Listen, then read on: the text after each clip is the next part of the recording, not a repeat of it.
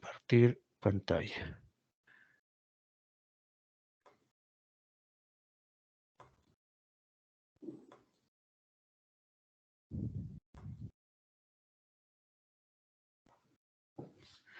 Bien, ¿están viendo la imagen?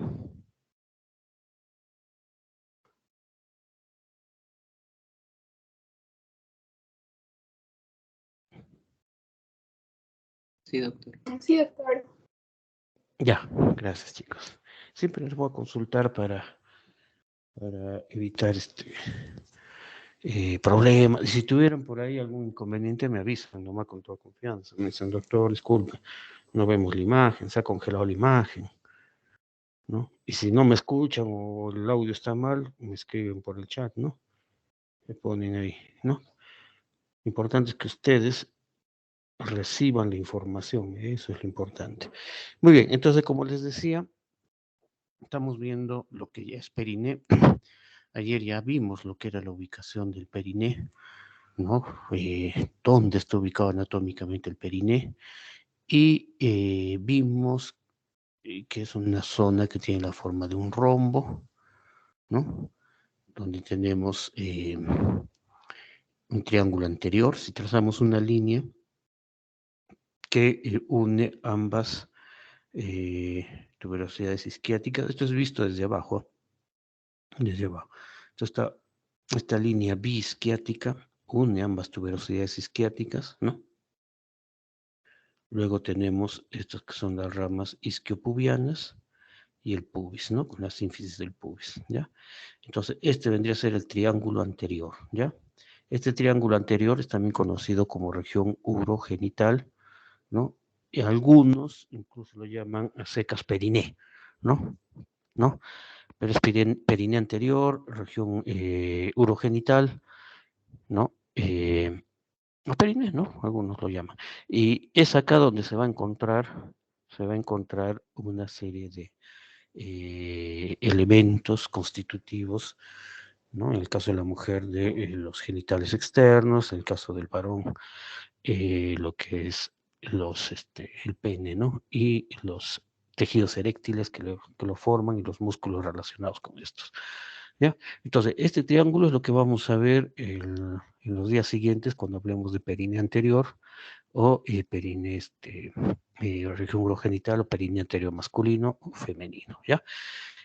Únicamente decirles que que en este triángulo anterior encontramos este elemento, ¿no? Que es la membrana perineal, ¿no? Antiguamente llamado diafragma urogenital, perdón, ¿no? Entonces, es una estructura, diafragma, lo llamaban antiguamente, ahora se ha visto que tiene una conformación diferente, pero que se extiende desde las ramas isquiopubianas, de tal manera que se encuentra constituyendo el piso de una prolongación de esta formación que ahorita vamos a ver qué es, ¿no? De la fosa isquiorrectal que se va por encimita, ¿no? ¿Ya? Bien, entonces esta membrana perineal a su vez está cerrada por encima, acá la han sacado, ¿no? Pero hay una aponeurosis que cierra esto y da la vuelta, bordea un musculito que lo encontramos acá, que es el músculo transverso superficial del perine, lo contornea, cerrando un espacio que se conoce como la celda, en el caso del varón, la celda peniana o espacio perineal superficial, en el caso de la mujer, el espacio perineal superficial, ¿ya? Todo eso lo vemos en lo que es perine anterior. Ahora, el tema que nos compete ahora es este triangulito posterior, ¿ya? El triángulo posterior, que lo vemos acá, ¿no? Este triángulo posterior es común para hombres y mujeres. Se le denomina triángulo anal también por esto, que es el conducto anal, ¿ya? Muy bien, entonces, este triángulo posterior o región anal, ¿no?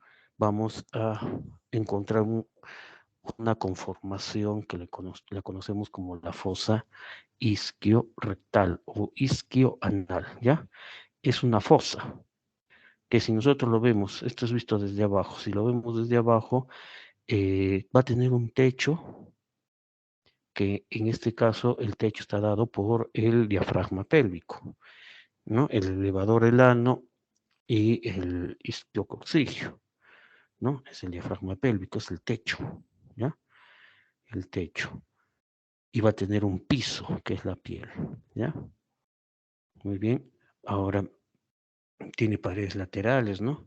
Tenemos los ligamentos sacrociáticos mayores o sacrotuberosos y la pared interna del hueso coxal tapizado por el músculo obturador interno, ¿ya?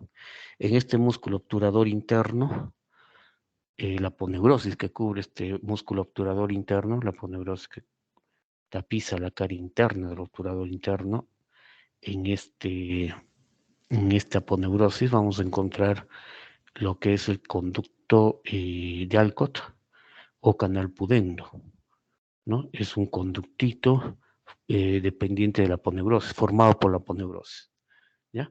Entonces, es importante este conductito, conducto de Alcott o conducto pudendo, porque en su interior vamos a encontrar al paquete vasculonervioso pudendo interno, ¿ya? El paquete vasculonervioso pudendo interno, ¿ya?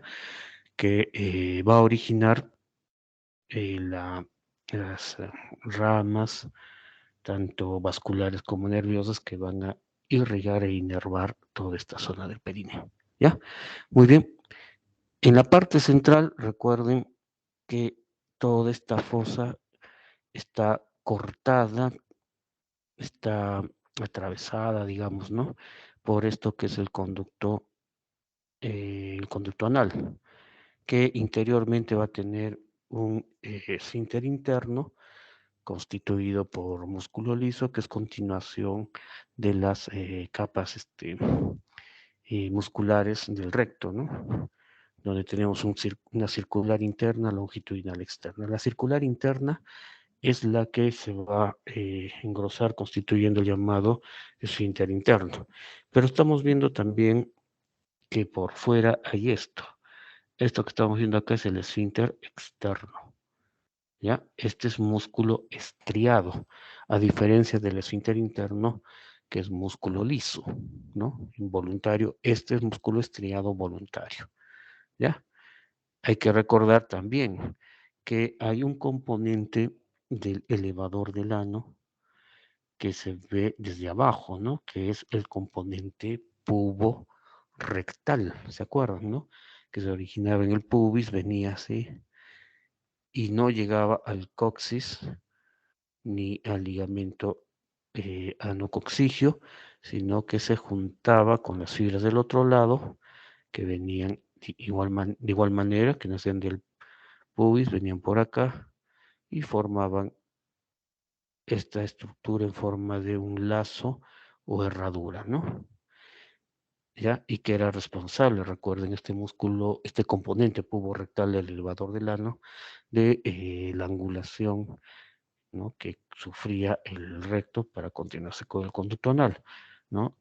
Angulación denominada ángulo perineal, ¿no? Entonces, el músculo esfínter externo del ano, en su parte superior eh, se va a juntar, a contactar con el componente pubo-rectal del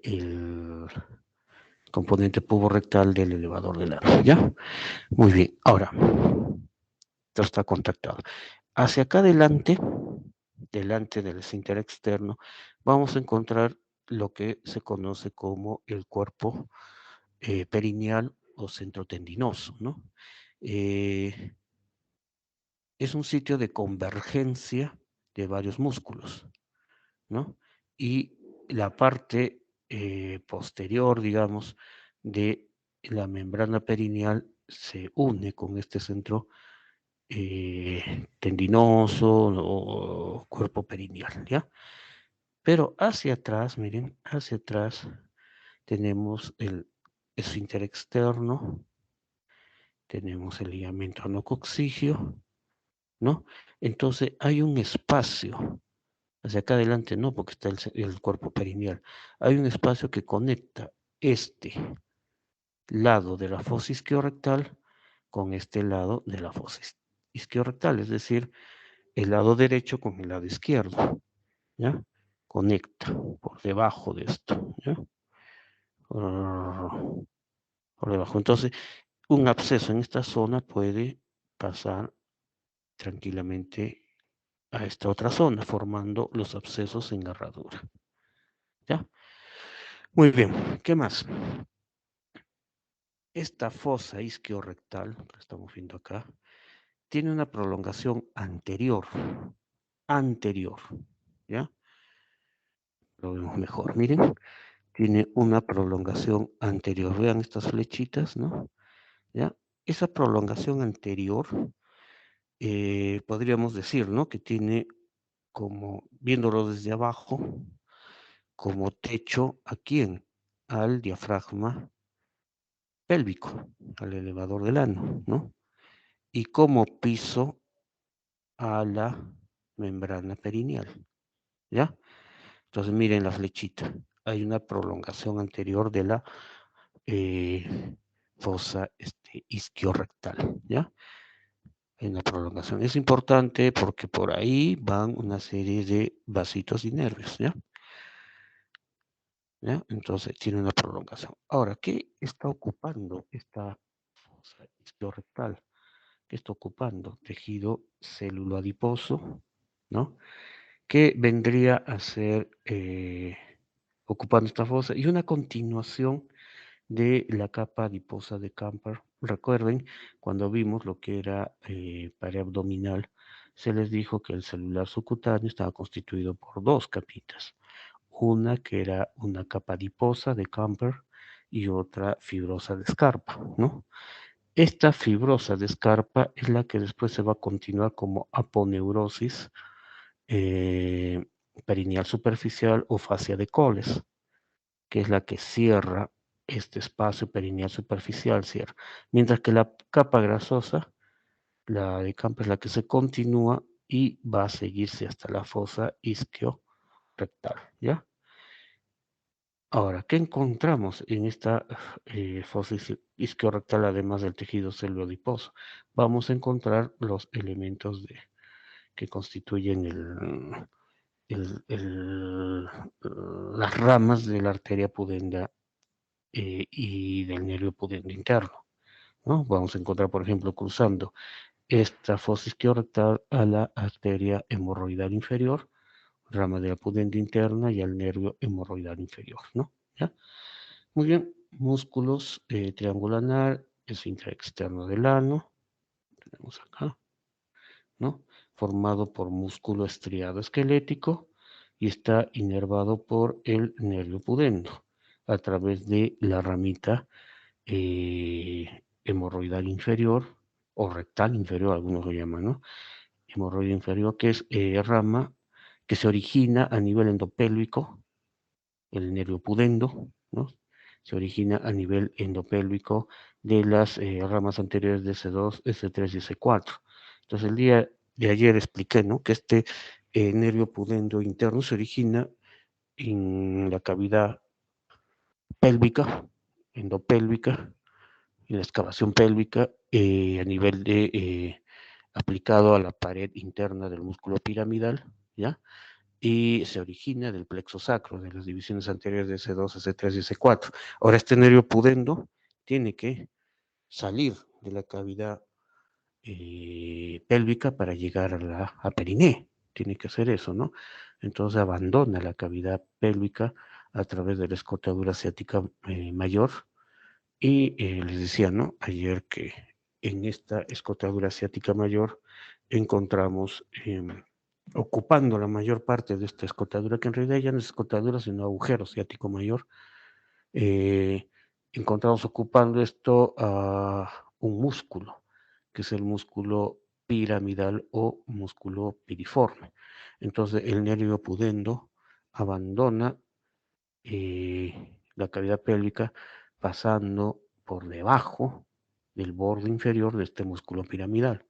Por ahí sale para después pasar por debajo del ligamento, por detrás y debajo, ¿no? Del ligamento sacrociático menor, sacroespinoso, para después entrar por la escotadura ciática menor y aplicarse a la pared interna de del obturador interno, donde, como les dije, la aponeurosis ahí está formando un conductito que es el conducto de Alcott o conducto pudendo, ¿no? Entonces, una vez que ingresa este conducto, el nervio pudendo interno va a dar su primera ramita, que es el nervio hemorroidal inferior, el cual va a perforar la, la pared, digamos, de este conducto de Alcott en su parte inicial, ¿no? Lo perfora para de ahí cruzar en sentido eh, algo diagonal y hacia adentro para llegar al músculo esfínter externo del ano. ¿Ya? La porción profunda rodea la cara superior del conducto anal, se une a las fibras del elevador del ano, cierra el conducto anal, ¿no? Es la parte superior o profunda de esta fosa. Porción superficial rodea la parte inferior del conducto anal, ¿no? Se inserta en el centro tendinoso el perineo y en el cuerpo anococcigio. El cuerpo anococcigio es este ligamento de acá. Hay una porción subcutánea que rodea la abertura anal, ¿ya? Perdón. Esto creo que lo hemos visto. Sí. Bien, ¿no? Esto es, por ejemplo, en mujer, ¿no? ¿No? ¿Cómo sé que es mujer? Porque no tenemos, tenemos esto, ¿no? Que es el clítoris, la vagina, ¿no? Entonces vamos a abocarnos a esta partecita de acá, ¿ya?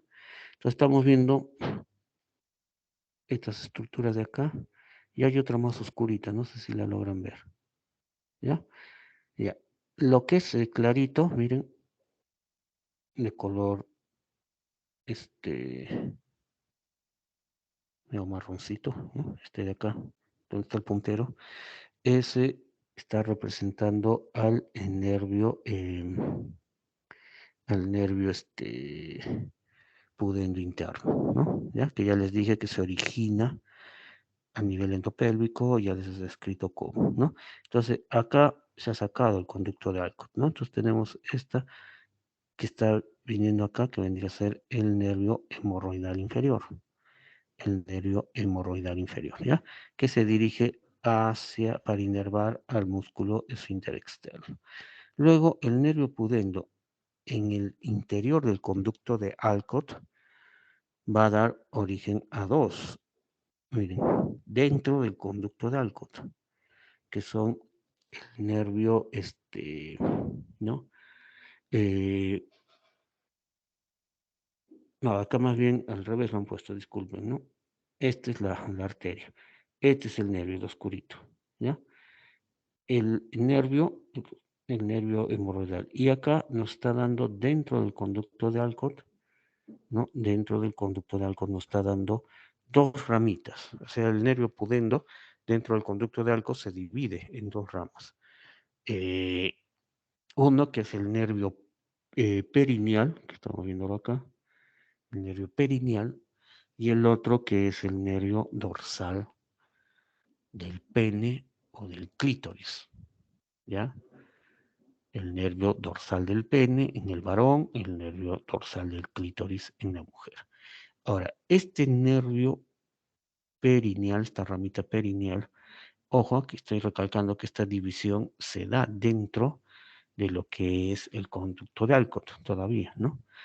Esta va a llegar a la parte anterior de la fosa isquiorectal, más o menos a la altura de este musculito que estamos viendo acá, que es el músculo transverso superficial, donde va a penetrar, en algunos casos atraviesa este musculito, otros la parte posterior de la membrana perineal para ingresar al espacio perineal superficial, dividiéndose en un nervio perineal superficial y un nervio perineal profundo, ¿no? ¿Ya? Un nervio perineal superficial, acá están, perdón, nervio perineal superficial y un nervio perineal profundo, ¿ya? El nervio perineal superficial, como su nombre lo dice, se van de manera superficial para inervar la, la piel de toda esta zona, ¿no? Y en el caso del varón, inervar la parte posterior de las bolsas escrotales, ¿ya? Las bolsas escrotales eh, son esas bolsas que alojan a los testículos, ¿no? Entonces, la parte posterior de estas bolsas escrotales, no del testículo, la parte posterior de las bolsas escrotales, no estoy diciendo testículo por si acaso, testículo tiene otra inervación, que lo vamos a ver cuando hagamos este perineo anterior. La parte posterior de las bolsas escrotales es inervado por la rama superficial, la rama perineal superficial del pudendo, del nervio pudendo interno, ¿ya? Bien, la otra ramita, que es la de, perdón, y la rama profunda del nervio perineal, la rama profunda de la rama perineal del pudendo interno, del nervio pudendo interno, va a ingresar a lo que es el espacio perineal superficial, donde va a inervar a todos los músculos presentes ahí, que ya lo veremos cuando hagamos triángulo anterior, ¿ya? Muy bien. La otra ramita, recuerden, esta es la perineal. La otra que les dije que era el nervio dorsal del pene o del clítoris. Esta rama del pudendo interno, del nervio pudendo interno, se prolonga, se va por la prolongación anterior de la fosa isquiorrectal. Esa prolongación que les decía, ¿no? Que se va, si lo vemos desde abajo, tendría como techo el elevador del ano y como piso la membrana perineal, antes llamada diafragma urogenital. Esa prolongación por ahí se va, para finalmente terminar perforando a la membrana perineal, ¿ya? O antiguamente llamado diafragma urogenital, para de ahí ubicarse en el dorso del pene o del clítoris, ¿ya? Muy bien. Con respecto a la arteria, ¿no? La arteria que acá me han puesto, ¿no? Arteria perinea profunda, ¿no? Miren, de este colorcito. Esta arteria es la arteria pudenda interna, ¿ya? Esta arteria pudenda interna se origina también a nivel pélvico, dentro de la pelvis, dentro de la excavación pélvica, ¿ya? Ahí se origina y como una rama terminal del tronco anterior de la arteria ilíaca interna o hipogástrica, ¿no? Recuerden, ¿no? Lo que era la ilíaca externa, lo que era la ilíaca interna, que ingresaba por pasaba el estrecho superior y se volviendo pélvico, ¿no? Entonces, esta arteria pudenda interna es una de las ramas terminales del tronco anterior de la hipogástrica junto con la isquiática o glútea inferior, ¿no? Esta arteria pudenda igualito tiene que abandonar la cavidad pélvica para llegar a la cavidad a periné. Entonces, ¿por dónde abandona? Igual que el nervio. Sale por el borde inferior del músculo piramidal o piriforme. Por ahí sale, ¿no? Y ya les dije que este músculo ocupa la mayor parte de la escotadura o agujero ciático mayor, ¿no? Igual que el nervio pasa por detrás y por debajo del ligamento sacrociático menor o sacroespinoso para ingresar a través de la escotadura ciática menor hacia lo que es periné, hacia lo que es la fosa isquiorrectal, donde igual que el nervio se aplica a la pared, a la superficie interna del obturador interno. Y igual, exactamente igual que el nervio, ingresa al conducto de Alcott, ¿no? O conducto pudendo. Una vez que ingresa, apenas ingresa, da origen a la arteria hemorroidal inferior, ¿no? Que es la que estamos viendo acá, la arteria hemorroidal inferior, ¿ya? Esta arteria hemorroidal inferior, eh, para llegar e irrigar el músculo esfínter externo del ano, atraviesa, ¿no? La fosa isquiorrectal, exactamente igual que el nervio, y ha tenido que perforar al conducto de Alcott o conducto pudendo, ¿no? Muy bien, y el resto de la arteria pudenda interna continúa dentro del conducto de Alcott, ¿ya? Hasta la parte anterior de la fosa isquiorrectal, teniendo una ubicación de la siguiente manera, ¿no?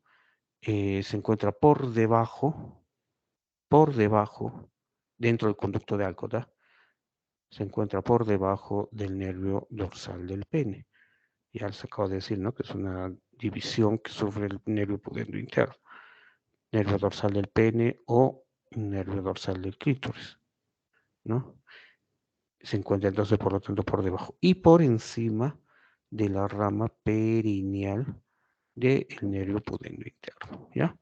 Así va por el interior del conducto de Alcott y en la parte anterior se va a dividir en una rama perineal, ¿ya? Una rama perineal, ¿ya? Que va por el perineo, que va a dar una rama transversa que va a terminar irrigando la parte anterior del esfínter externo, y el resto de la arteria pudenda interna va a continuarse por la prolongación anterior de la fosa isquiorrectal, exactamente igual que la rama dorsal del pene o del clítoris del nervio pudendo interno. Entonces va por ahí y ¿no? Y ¿no? Este, y esta pudenda, que no la vemos acá, acá está, ¿no? Acá está. Esta arteria pudenda interna va a perforar lo que es la membrana perineal o diafragma urogenital para dar una serie de vasitos, ¿no? Va a dar lo que es la arteria vulvar para el bulbo del pene, ¿no? Para el bulbo vestibular en el caso de la mujer, va a dar una ramita uretral, va a dar una rama profunda o central de los cuerpos cavernosos para los cuerpos cavernosos del pene, y finalmente va a terminar como arteria dorsal del pene o del clítoris, ¿ya? Todo esto, lo que he descrito al final, se ve básicamente en lo que es el, el triángulo anterior, ¿ya? Muy bien. Ahora, ¿qué tenemos acá? Esta es una imagen. Miren, si nos ubicamos, acá estaría la fosa isquiorrectal. Esta es una imagen, un corte frontal para ver el conducto anal. El conducto anal, ¿ya? El conducto anal, ¿ya? Entonces, el conducto anal para los anatomistas es considerado desde el ángulo perineal, esa angulación que sufre el recto, cambiando de dirección, ¿no? Para dirigirse hacia abajo y hacia atrás, ¿no? Formado, recuerden, en el cual interviene el componente puborectal del elevador del ano, ¿no? Eh, para los proctólogos empieza acá. Esto que ustedes están viendo acá es eh, la línea pectínea o línea dentada. Entonces acá, ¿ya? Es un sitio de transición donde cambia el epitelio de esta zona a el epitelio de esta zona, ¿ya? Entonces, el epitelio de esta zona de acá, ese epitelio es un epitelio similar al epitelio del conducto rectal, ¿no? Es decir, un epitelio de revestimiento simple cilíndrico, ¿no? Pero después cambia a un epitelio diferente, como es este de acá, que es un epitelio de revestimiento estratificado, eh, plano, no cornificado, ¿ya? Propio de esta zona. Y después ya en el orificio externo del ano, ahí se convertirá en epitelio estratificado plano cornificado, ¿ya? Entonces una zona de transición acá, cambia el epitelio. Pero no solo cambia el epitelio, sino también hay un cambio en lo que es la irrigación y la inervación, ¿ya? Eh, en cuanto a la irrigación, por debajo de la línea pectínea está irrigado, como hemos visto, por la arteria hemorroidal inferior e inervado por el nervio hemorroidal inferior. Y lo que está por encima está irrigado por la arteria hemorroidal media y y tiene otro tipo de inervación, no por eh, el hemorroidal inferior, ¿ya? Eh, ¿De dónde viene la arteria hemorroidal media?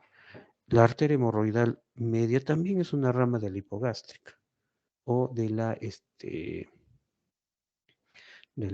ilíaca interna, ¿ya? Muy bien. Ahora, lo que están viendo ustedes es un corte donde se aprecia claramente a nivel de esta línea unas formaciones llamadas columnas anales, ¿ya? Columnas anales, que van a tener un vértice y una base. Son más o menos un promedio de 5 a 10 columnas anales. Y más o menos a nivel de la base, ¿no? Van a unirse la base de una columna con otra mediante un pliegue llamada las válvulas anales, en cuyo interior, es decir, entre la pared y esta válvula se encuentra este repliegue, ¿no? Se encuentra lo que se conoce como el seno, los senos anales, en cuyo fondo desembocan una serie de glándulas, ¿no? Glándulas anales. Estas glándulas se pueden fistulizar, ¿no? Se pueden infectar y se pueden fistulizar, llegando incluso a salir hasta la piel y en algunos casos hacia la fosis rectal. Muy bien, ¿qué más vemos? Miren, estamos viendo acá, este musculito de acá, ¿no? Vamos a ver si acá está mucho mejor, ¿no? Miren, estamos viendo qué vendría a ser esto de acá, chicos. Esto es parte del elevador del ano. Esta es la fosis rectal, ¿no? ¿Ya?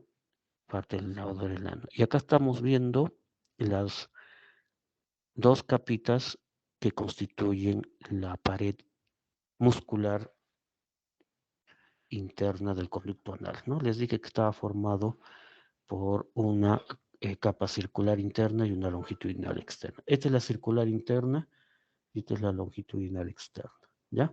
Entonces, el engrosamiento de la circular interna, lo estamos viendo acá, es lo que se conoce como el esfínter interno del ano, ¿ya? Es músculo liso, ¿ya? Involuntario. Muy bien. El elevador, las fibras eh, del longitudinal externo. Estamos viendo otro componente acá, ¿no? Miren, el esfínter interno también se va por acá. Tenemos otro componente que es el esfínter externo. Este es el que les decía, que está constituido por músculo estriado, ¿ya? Músculo estriado esquelético. Este es el esfínter externo del ano, ¿ya? Se habla de tres zonas, ¿no? Una zona subcutánea, una zona superficial y una zona profunda, ¿ya? Algunos hablan de una zona solo superficial y profunda. Es una división que no tiene mayor importancia, es una división anatómica, ¿no? E incluso hay algunos autores que cuestionan la existencia de esta división. Muy bien. Esto es para que vean, perdón, miren, acá tenemos, ¿no? El elevador del ano, miren. Esto de acá vendría a ser pues, entonces la fosis rectal, ¿se dan cuenta? ¿No? Miren, el elevador del ano el elevador del ano. Acá tenemos el músculo obturador interno, miren, el músculo obturador interno. Esto que están viendo acá es el conducto de Alcott, ¿no? Miren, ya les dije que este conducto de Alcott está formado por la aponeurosis que tapiza la cara interna del obturador interno, ¿no? ¿Ya? Muy bien. Entonces están viendo elementos dentro, ¿no? Miren, hay elementos ahí adentro, dentro de este conductito, ¿no? Que es el conducto de Alcott. Entonces, ¿qué están viendo ahí? Lo que es el paquete vascular nervioso pudendo interno, ¿no? ¿Ya? Entonces, todo esto es la fosa isquiorrectal, ¿no? ¿Ya? Entonces, este es el conducto anal, miren, ¿ya? La irrigación de esta parte está a cargo de la arteria hemorroidal inferior, que ya les dije que es rama de esta arteria pudente interna. El resto del conducto, ¿no? Miren, lo que está por encima de la angulación, miren, tiene una irrigación a cargo de la arteria hemorroidal media, ¿ya? La parte media a cargo de la arteria hemorroidal media. Como están viendo muy bien en este esquema, la arteria hemorroidal media es rama de la arteria ilíaca interna, ¿ya? Entonces, recordemos nuevamente, ¿no? La ilíaca interna o hipogástrica cruza el estrecho superior, se coloca intrapélvica y va a dar una serie de ramas, ¿no? La umbilical, ¿no? En el caso del varón, en el nacimiento umbilical tenemos la arteria deferencial, ¿no? Tenemos la arteria obturatriz, la arteria vesicales inferiores, las vesicales superiores, recuerden que nacen del umbilical antes de que ésta se oblitere para formar los ligamentos vesicales laterales, ¿no? Teníamos las dos ramas terminales, que ya les dije que era la pudenda interna y la isquiática, ¿no? Y da origen a esta, ¿no? Antes de dar las ramas terminales, que es la arteria hemorroidal media. ¿Y qué pasa con la parte superior? Miren, ¿no? Esto ya es recto, esto es conducto anal. La parte superior está irrigada por la arteria hemorroidal superior. Y la arteria hemorroidal superior, ¿ya? Tiene un origen en la arteria mesentérica inferior, ¿ya? Tiene un origen. Ahora, esta parte de acá, ¿ya? El drenaje venoso de esta parte de acá va a seguir el trayecto de la arteria mesentérica inferior, ¿no? Formando la vena mesentérica inferior, la cual se unirá con la vena este, esplénica para formar la vena porta, ¿no? Entonces, esta parte de acá, cuando se dilata, el plexo que forma acá se conoce como hemorroides interna. Y esta dilatación puede sugerir un problema de hipertensión portal por esa relación que tiene, ¿ya? Bueno, esto es para que vean, ¿no? Esto, ¿no? La angulación, miren, ¿no? El esfínter externo del ano, el componente pubo rectal, ¿no? Miren, angula. Entonces, para muchos, para los anatomistas, a este nivel empieza el conducto anal, ¿ya? Es el ángulo perineal o ángulo anorrectal, ¿ya? Esto es en reposo. Ahora, durante el esfuerzo para la defecación, miren lo que ocurre, ¿no? ¿Ya? Se pierde el ángulo, o mejor dicho, el ángulo aumenta, ¿no? Este ángulo anorrectal aumenta, ¿no? Miren, se pone casi vertical para permitir eh, la evacuación de la ampolla rectal, ¿no? Que es toda esta zona de acá. Se evacúa, ¿no? Y hay un descenso del piso pélvico. Muy bien, chicos. Entonces, ese es el tema que hemos tratado el día de hoy. Hemos terminado 8:05. El día de mañana ya vamos con la siguiente sección. Vamos a tratar lo que es perineo anterior o región urogenital, ¿ya? Vamos a empezar con perineo anterior o región urogenital del hombre y terminamos con el de la mujer. ¿Ya?